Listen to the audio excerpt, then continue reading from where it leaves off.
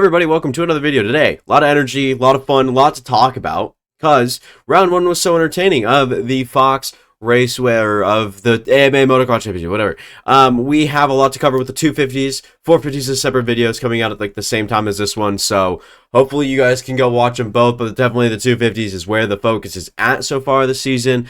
I have a lot of notes, a lot of everything written down that I want to talk about. So let's hop right into it. Let's get the 250 talk going. We'll talk about everything. First things first, obviously talk about that front group with Hunter, J. Coop, RJ, and Shimoda. That's kind of the tier at the top. If you're going to, exclude Hunter, you can maybe's the one above that, and then obviously Deegan's up there now. But right now, what we wanted to head into Fox Raceway thinking was Hunter, J. Coop, Shimoda, possibly RJ. That's what we thought. Maybe Vial's up there too, but we never really knew. But Hunter went 3-1 for the first place overall, which was really fun.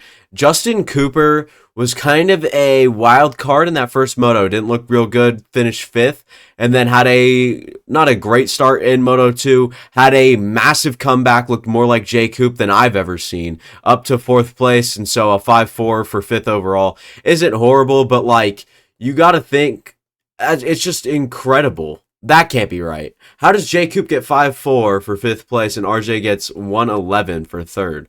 Am I like... And then Joe Shimoda got 4-6 for 7th. I don't know, man.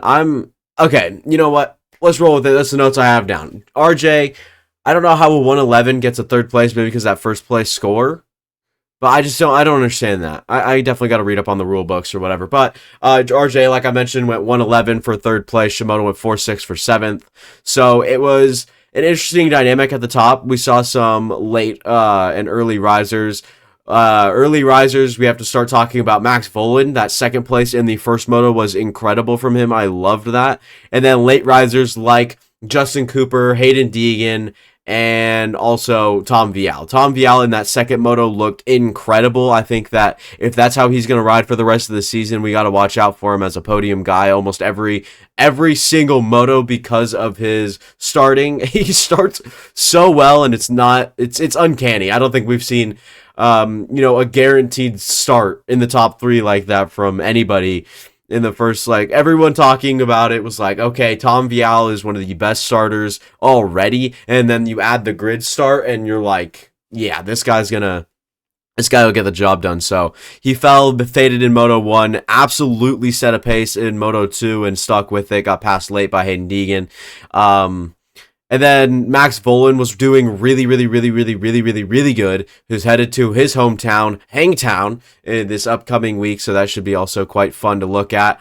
Also, I'll have prediction shows coming out every Thursday or every Friday for you guys, I think.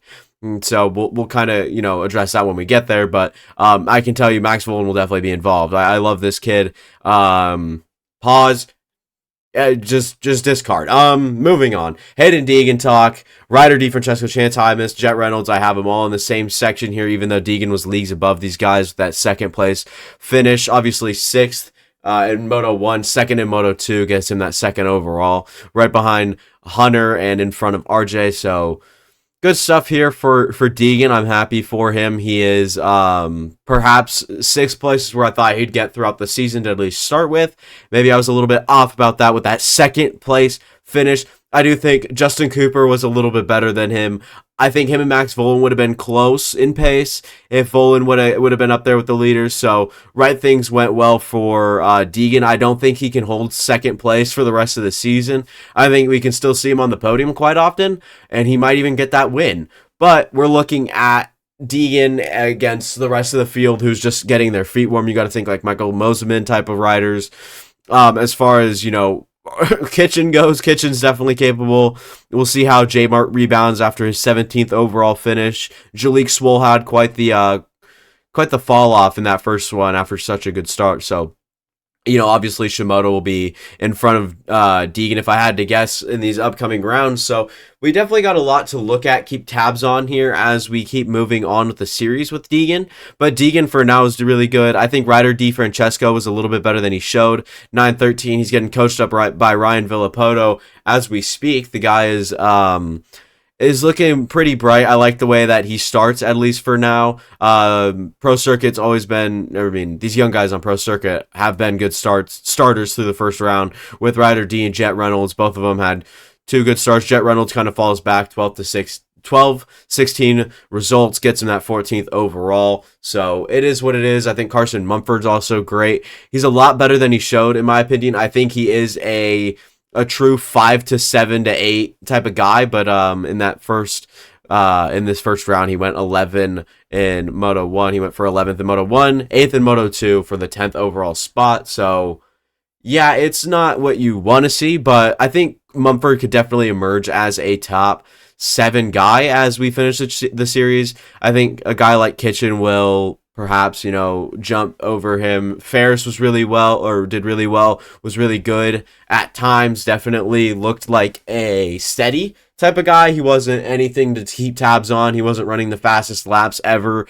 He was kind of just running that pace in 5th place for that second moto, which is really good to see, and 8th place for sure. So, I got a lot left on the bone for Ferris. I feel like he's going to have quite the second half of the season, if I had to guess, once he gets a little bit more comfortable. Maybe the field starts thinning out or getting more solidified, where Gillian Ferris, the G-Man, will be up there with the guys for those top 5 finishes, and I don't think that that's unrealistic to say. He's got the talent.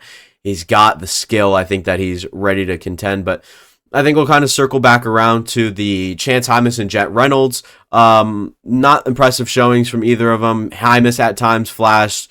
Looked like he could be pretty good with a good start in Moto 2, I believe. Shuffled all the way back to 12th. I think he might have had a tip over. Jet Reynolds, 12th and 16th finishes for 14th. A lot better than that. I know that he'll probably be a top 10 guy by the end of the season. And then we'll move on to Moseman, who I think has a lot more speed to be unlocked. Had a good start in that Moto 2, a lot better than Moto 1, where he finished 19th. Moto 2, he will end up finishing in 10th for a 15th overall score. Not what you really like to see from him. Talk about pure speed, you think about Moseman, but Jordo's up there as well, who got 13th and 14th for 13th overall. Not a great ride from Jordo at all. Jordan Smith, you guys don't know who Jordo is. And yeah, it's just not canny for the star team for this round 1. I feel like Deegan's a huge surprise. J. Coop was a huge surprise, finishing outside of that top, 3 even, or 4. With that 5th place finish, I feel like they have high hopes for him as the season progresses, and I feel like he will be I think he will be that guy headed into Hangtown. I think that he will be 2nd place, if not even with Hunter. With that pace in Moto 2, I was really curious to see how far he'd make it. He had the chance to get up to 2nd if he could get past Vial and Deegan, his teammate, who I think he eventually caught. Actually, he caught up to Vial, made a mistake, went down, was done pretty much. But yeah, we could talk about anything really, but disappointing day for the Club MX guys. Marchbanks and J-Mart couldn't figure it out. Finished around the same place in both motos. J-Mart went 16-19 for 17th overall. Marchbanks went 17-15 for 16th overall. So not great for them. We'll talk about Jalik Swoll and Talon Hawkins real quick. Jalik Swoll, with that crash in the first moto, it was nice to see him out there for the second, where he would finish 20th for 21st overall. Not great by any means. Talon Hawkins goes 20th in Moto 1, 17th in Moto 2 for 20th. Right now, as of now, he doesn't look like he really belongs. I think he can grow up, I guess, grow into the role soon. High hopes for Talon. I really love the kid, and hopefully he keeps his ride. He keeps his head up high. I love the way he carries himself. It's such a good spirit that he's got about racing, and something about him. I mean, he looks good on the dirt bike, and should be interesting. So, yeah, that'll probably do it here for the 250 show. Not going to go back. I'm not going to recap, play by play for the thing. I'll kind of just talk about riders' results, fallers, winners, whatever. You guys want anything else, leave the video ideas down in the comments. I'll be able to do those. Maybe do some rankings. I'd hate to rank these guys this early. It'd be tough, but definitely something I'm up to, or I'd be up to. What is going on with the hair here? I didn't realize what was happening. Anyways, that'll be all for me. Thank you guys for watching. I'll see you guys next time.